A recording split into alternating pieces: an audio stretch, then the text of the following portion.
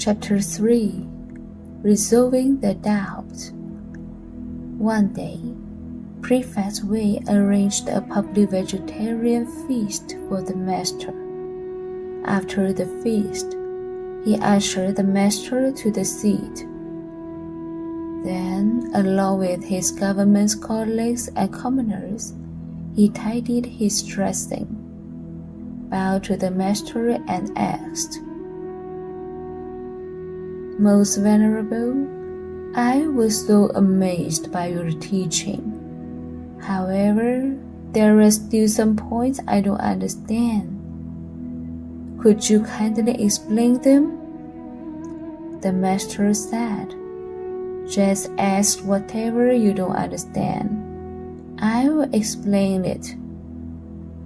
The prefect asked, "Is the essence of your teaching the same with that of Master Bodhidharma?" The master answered, "Yes, it is." The prefect continued, "I heard that when Bodhidharma was teaching the Emperor Wu of Liang, the emperor asked him, 'I have committed my life to building monasteries, encouraging renunciation and making donations. How much merit have I accumulated?' Bodhidharma answered, 'None. I don't understand why, so please tell me.' The master said, 'Indeed, no merit. Don't stop the words of the sage.' Holding a false view, the emperor didn't know what Dharma really was. By building monasteries, encouraging renunciation, and making donations, he was only pursuing mundane benefits. Merit cannot be mistaken for benefit. Merit is in the body of Dharma, not from beneficial deeds." The master carried on, "Merit is about realizing intrinsic nature, or the sameness of all. It is about freeing the mind from hindrance at every moment to realize the accurate function of intrinsic nature. It is about keeping a humble mind and behaving properly. It is about how everything is established on intrinsic nature and how the mind is detached from thoughts. It is about staying with intrinsic nature and avoiding defilements in its application. From this, and you will find the true merit in the body of Dharma. To accumulate merit, one should respect every being without a belittling mind, because belittling mind sustains self-attachment. Thus no merit. Deluded by his illusory ego, a person cannot accumulate merit. This is because he has a sense of superiority and always belittles others. My Dharma friends, merit is about uninterrupted mindfulness with authenticity. It is about trying to realize intrinsic nature and cultivating self-discipline.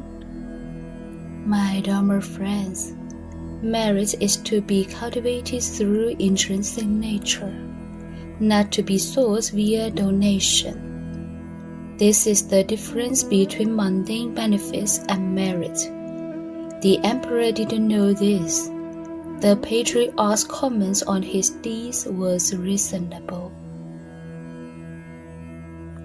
The prefect asked another question. "I often see Buddhists, both lay and monastic, recite the name of Amitabha Buddha in the hope of getting reborn in the Western Pure Land. Most Venerable, would you reveal whether they can be reborn there or not? May you dispel my doubt?" The master said, "Prefect, listen well. I will explain it to you. According to the Sutra taught by Buddha in the city of Sravasti, the Western Pure Land is not far away from here.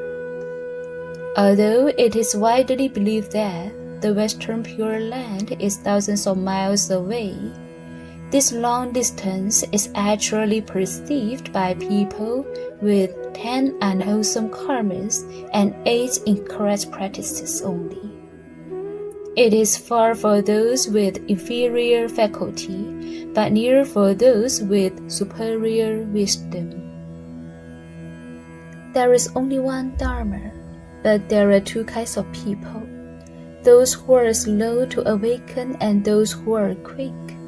Those who are not yet awakened recite Amitabha's name for rebirth in the Pure Land, while those who are already awakened just keep purifying their mind. As Buddha said, once the mind is purified, the land of a Buddha appears pure naturally. Prefect, as a person in this Eastern land, you will be free from unwholesome karma if your mind is purified. For those in the Pure Land, they could also have faults if their mind were not pure. If the Easterners get reborn in the West by reciting Amitabha's name, then what land could the Westerners get reborn in after they had produced unwholesome karma?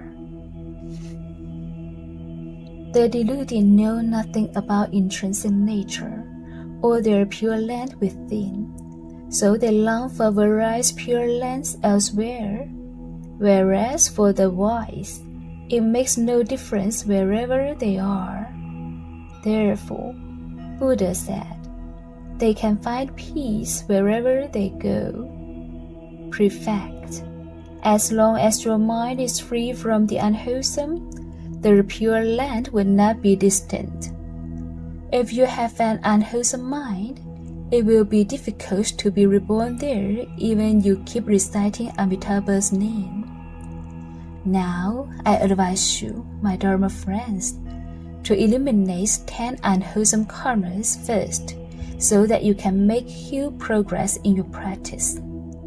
Next, eradicate the 8 incorrect practices so that you make another huge progress. If you are in touch with intrinsic nature and an authentic mind at each moment, it will only take a flash to arrive in the Pure Land and see Amitabha. Prefect, as long as you practice 10 wholesome karmas, why bother vowing to be reborn there? But if you do not rid your mind of 10 unwholesome karmas, how can Amitabha take you to his land? If you understand the sudden teaching of non-arising, you will see the West instantly. Otherwise, how can you overcome such a long distance by simply reciting Amitabha's name? I will show you the West in the flesh so that you can see it for yourself. Would you like to see it?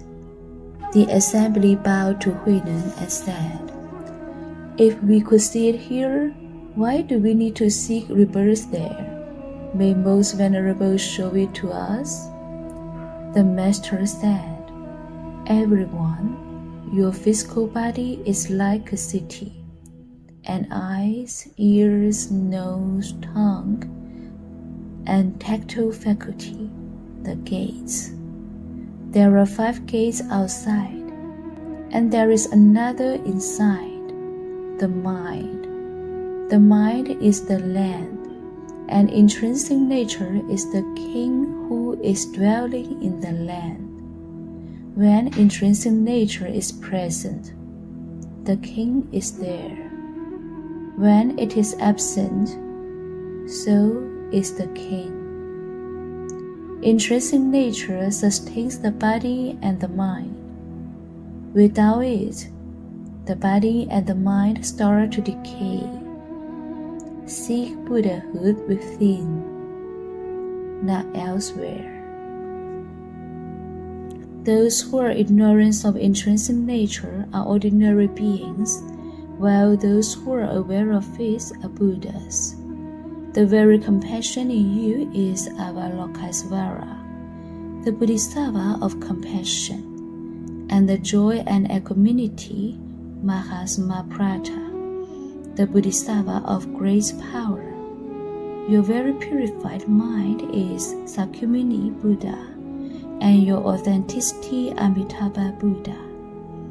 Self-attachment is as massive as the Mount Samura. The misled mind is as turbulent as the ocean. Defilements are as incessant as the waves. Viciousness in you is an evil naga, falsehood a ghost, and defilements dangerous aquatics. Greed and hatred are the states of hells. Delusion is the state of animals. My Dharma friends, if you always accumulate the 10 unwholesome karmas, you are at the gateway to heaven. The samura of self-attachment will fall. The ocean of greed will dry up. The wave of defilements will come. The aquatics of viciousness will disappear. Then the awakened Buddha nature in your mind will illuminate and purify the 6 gates, and dispel even desires of sensual heavens.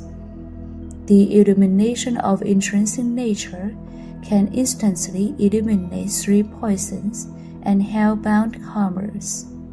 So both the inner and outer worlds can shine as bright as the Western Pure Land. But if you do not practice in this way, how can you reach there? Upon hearing the teaching, the audience clearly understood what intrinsic nature was. So they thanked the Master and praised him aloud. May all beings who have heard the teaching get enlightened at once. The Master said, My Dharma friends, it's alright to practice as a lay person.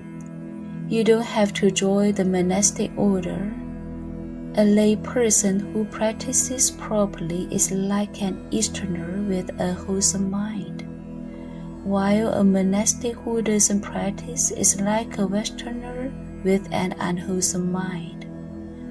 As long as the mind is purified, the Pure Land within appears. Prefect Wei continued to ask, Could you please explain how to practice as a lay person? The Master replied, I'm going to give you a formless poem. If you follow the teaching in this poem, it will be like practicing by my side. If you don't, you can gain no benefits from Dharma even you are ordained. The poem reads, A peaceful mind will not be bothered by precept, and will not require deliberate cultivation. A graceful mind brings filial piety, and bears love to seniors and juniors. A tolerant mind creates harmony, and settles quarrels.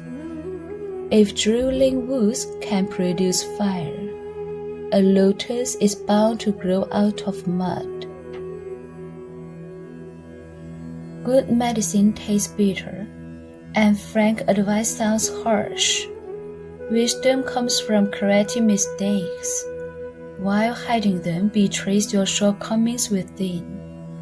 Always be helpful in daily life, for donating money alone doesn't determine the attachment. Bodhi should be only sourced from within, so don't bother seeking elsewhere. If you hear this instruction and practice accordingly, the Western Pure Land is right in front of you. The Master continued, My Dharma friends, you should practice according to this poem to realize intrinsic nature and attain Buddhahood.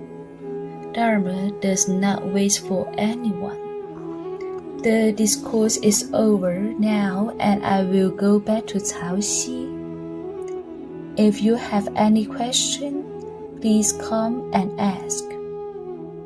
Inspired by the teaching, the prefect, other officials, and the Buddhist followers vow to put it into practice.